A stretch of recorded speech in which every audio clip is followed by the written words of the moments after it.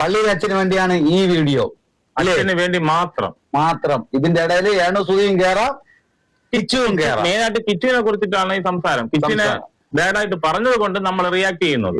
പറഞ്ഞു മനസ്സിലായില്ലേ? മറ്റേ പള്ളിയിലെ അച്ഛന്റെ കഥ പറ. അച്ഛന്റെ ഒരു വീഡിയോ കാണാൻ ഇടയുണ്ടായി. അച്ഛൻ പറയാണ് കിച്ചു എന്തോ അപരാധം ചെയ്തതുപോലെ അച്ഛൻ പറയുന്നു.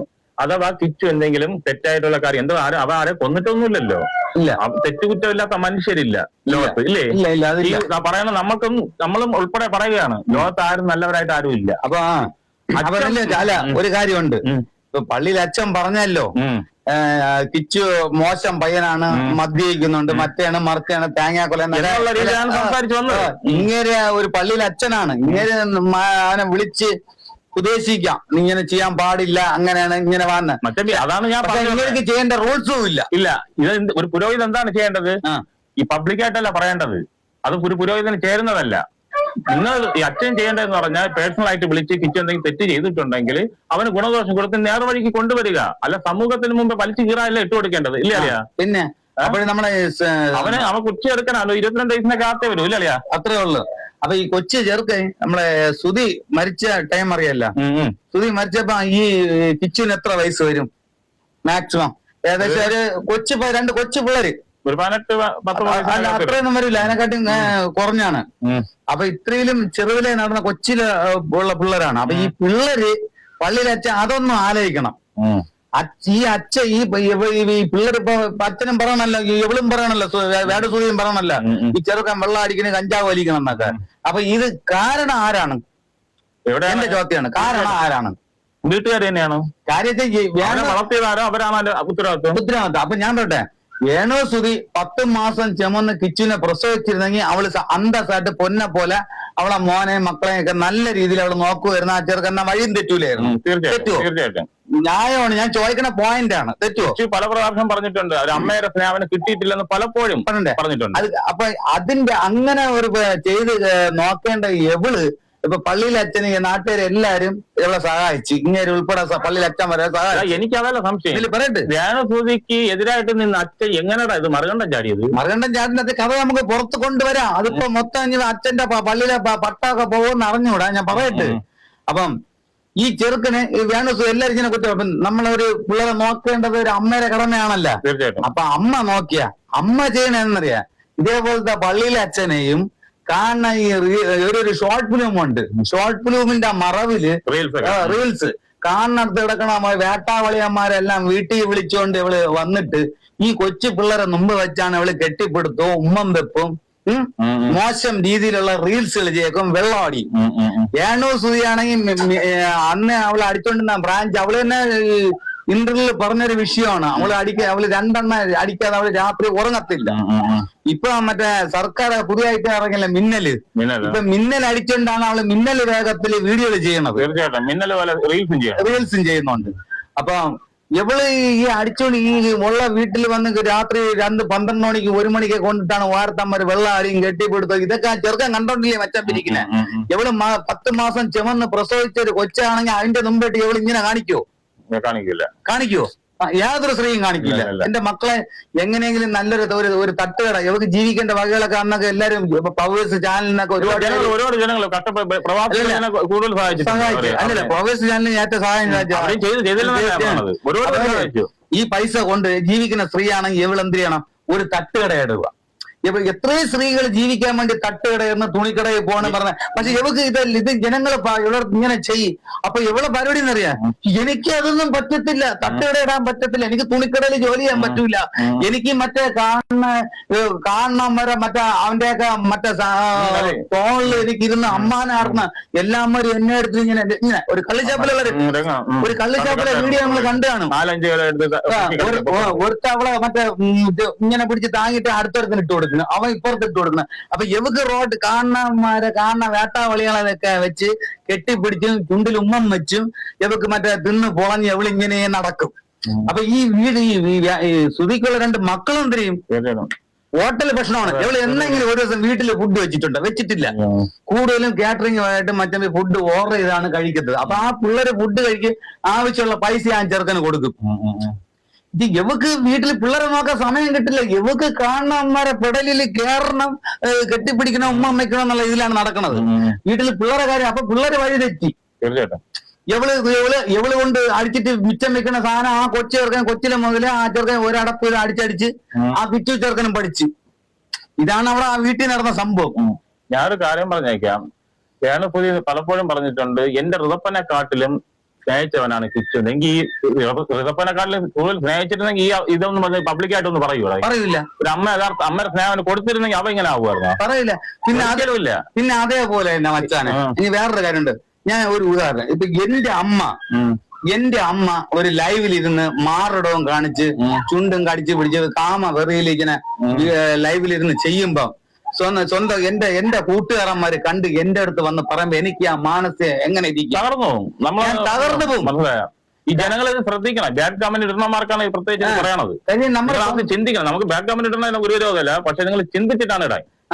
അപ്പൊ സ്വന്തം അമ്മ നഗ്ന ചിത്രങ്ങൾ നമ്മള് 10 പേര് അറിഞ്ഞ് മോശം പറയുമ്പോ സത്യം പറഞ്ഞ ആ ചെറുക്ക ഒന്ന് ആലോചിക്കുന്നുണ്ട് മച്ചാനെ. തീർച്ചയായിട്ടും. കാരണം കിച്ചുവിനെ സംബന്ധിച്ച് രേണു അമ്മയാണ്. അപ്പൊ രേണുവിനെ കുറിച്ച് പറയുമ്പോൾ വിഷമം പ്രയാസമുണ്ട്. സ്വന്തം അമ്മയെ പറയും പോലെയാണ് അവന്. അതുപോലെ ഋതപ്പന് വളർന്നു വരുന്ന ഒരു ചെറുക്കനാണ്. അവനും നാണക്കേടല്ലേ ഇത്?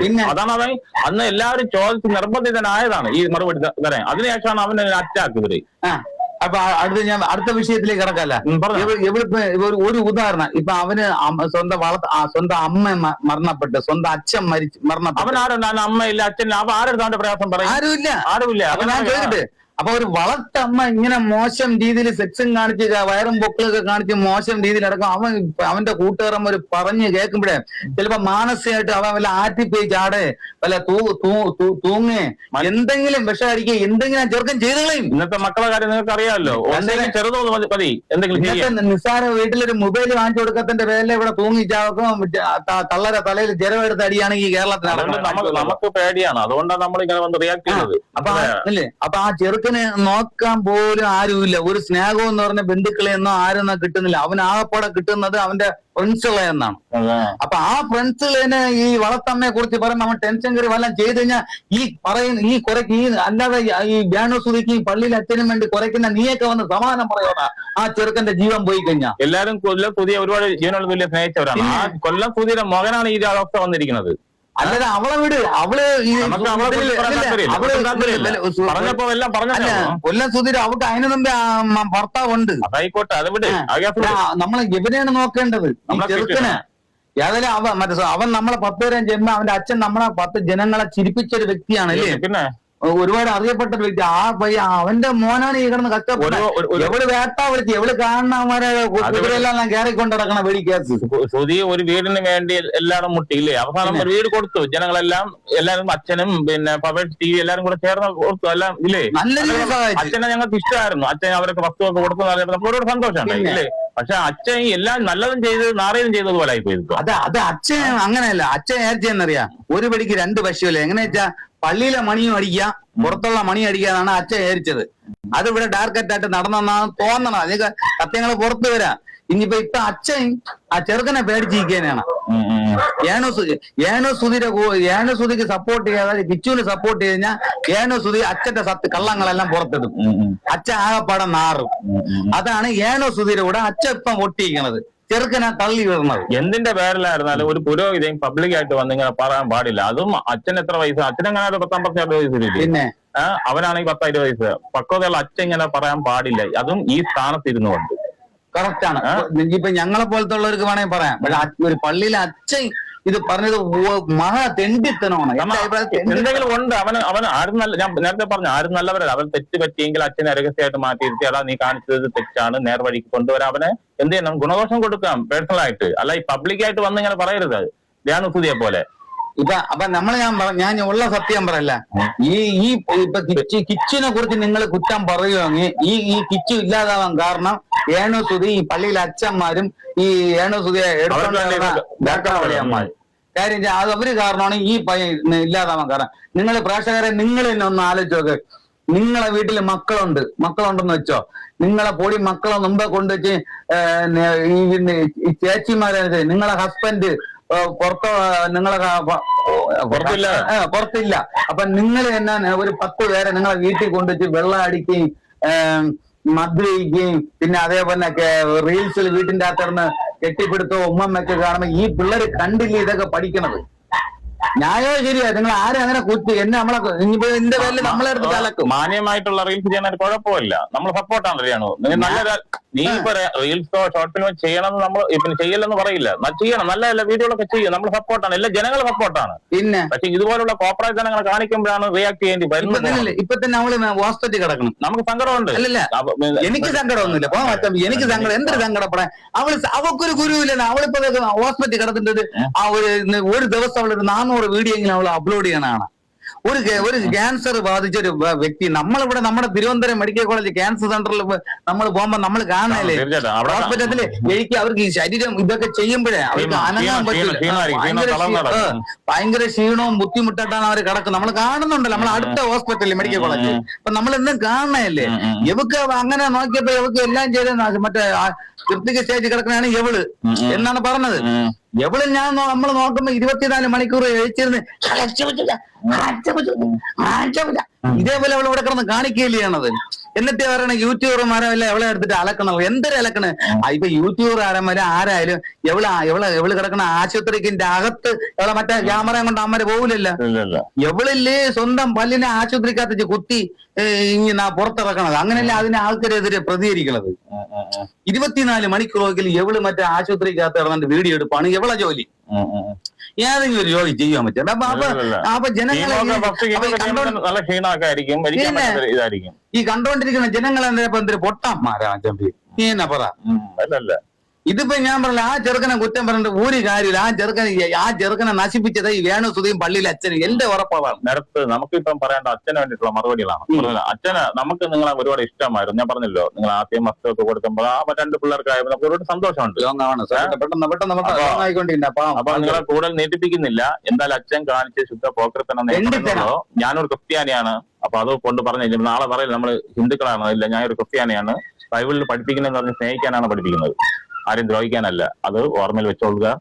അപ്പൊ അച്ഛൻ നീ പറഞ്ഞു വേറെ. അപ്പൊ പിന്നെ അല്ല പള്ളിയിലെ അച്ഛൻ അപ്പൊ പള്ളിയിലെ മണി നാളെ പോലെ അടിക്കണ്ട, അടുത്ത പണി സെറ്റായി വരുന്നുണ്ടോ? ഊട്ടമണി ആവരുത്, ഊട്ടമണി ആവരുത്, എല്ലാം പറഞ്ഞതല്ലേ.